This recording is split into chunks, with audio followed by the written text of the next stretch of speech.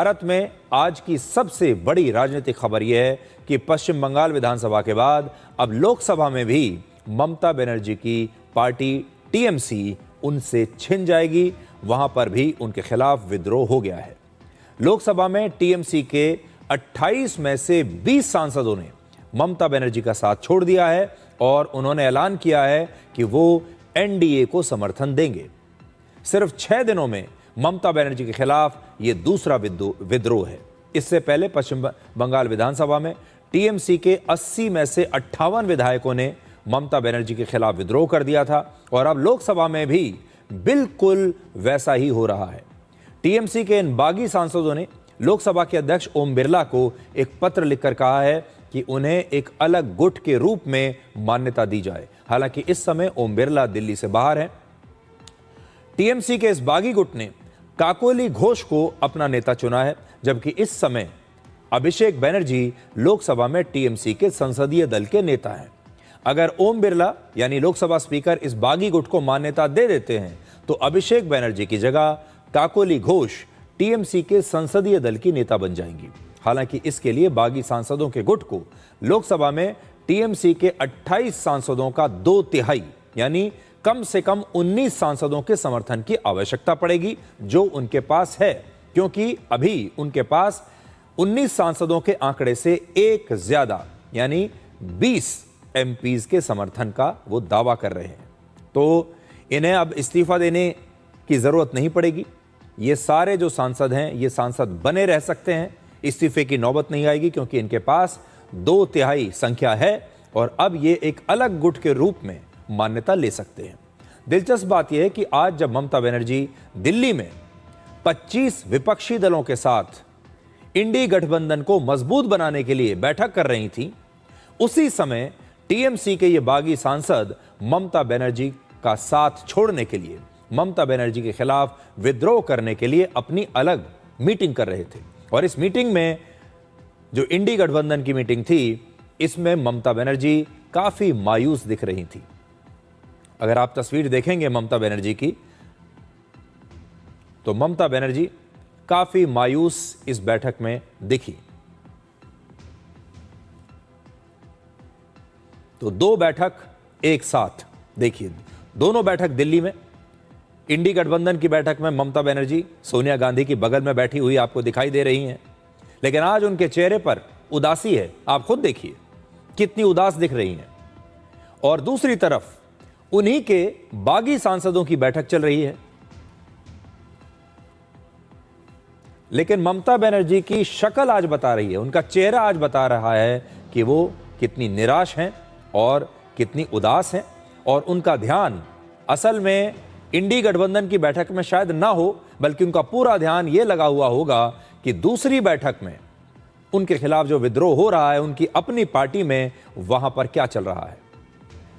आज टीएमसी की एक और सांसद महुआ मोइत्रा ने यह इशारा किया है कि पूर्व क्रिकेटर यूसुफ पठान भी उन बागी सांसदों में हो सकते हैं जो ममता बनर्जी का साथ छोड़ने वाले हैं।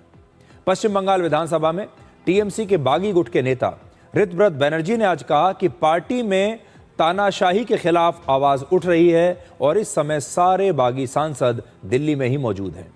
आज टीएमसी के राज्यसभा सांसद सुखेंदु शेखर रॉय ने सबसे पहले अपना इस्तीफा दिया।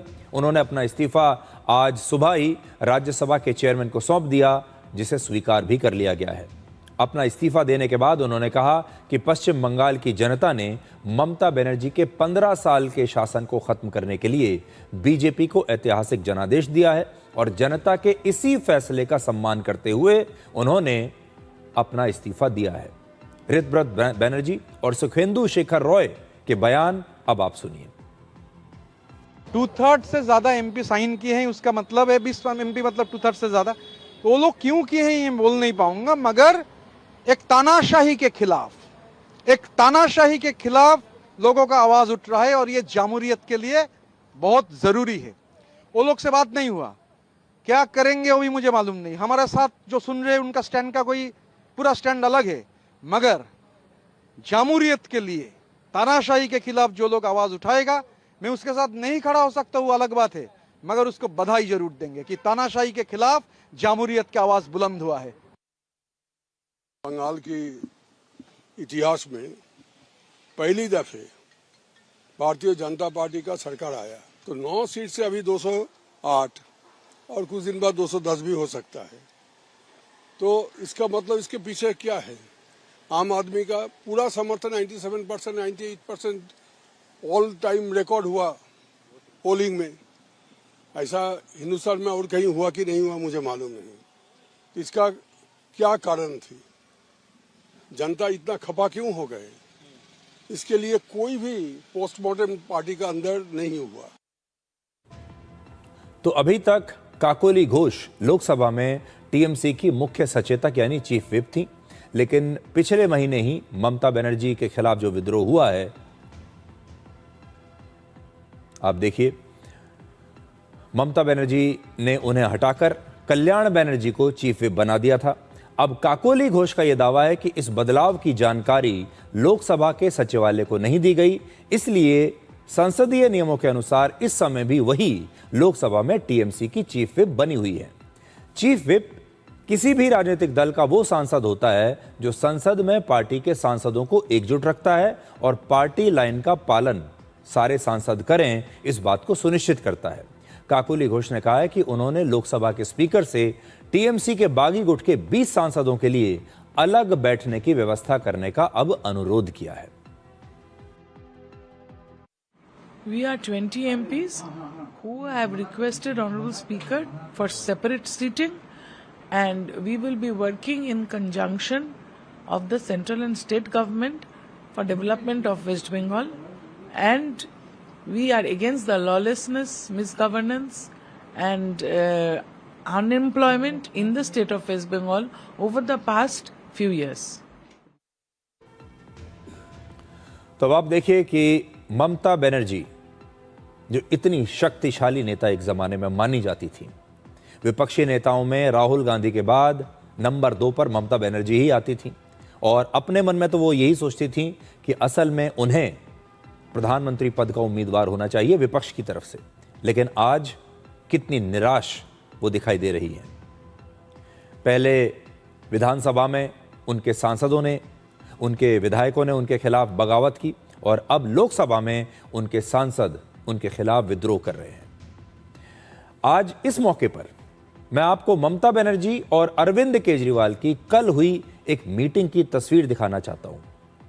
वो तस्वीर आप जब देखेंगे, कल ममता बनर्जी अरविंद केजरीवाल से मिलने के लिए गई थी।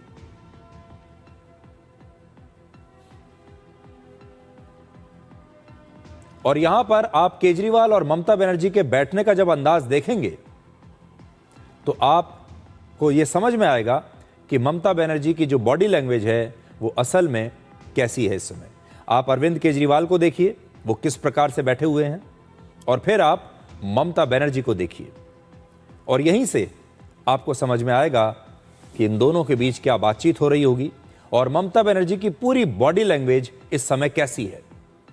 कुछ दिनों पहले ही राज्यसभा से केजरीवाल के 6 सांसद राघव चड्ढा के नेतृत्व में बीजेपी में शामिल हो गए थे, इसलिए केजरीवाल भी बड़े परेशान हैं और इन 6 दिनों में ही ममता बनर्जी की पार्टी में भी 2 बार विद्रोह हो चुका है।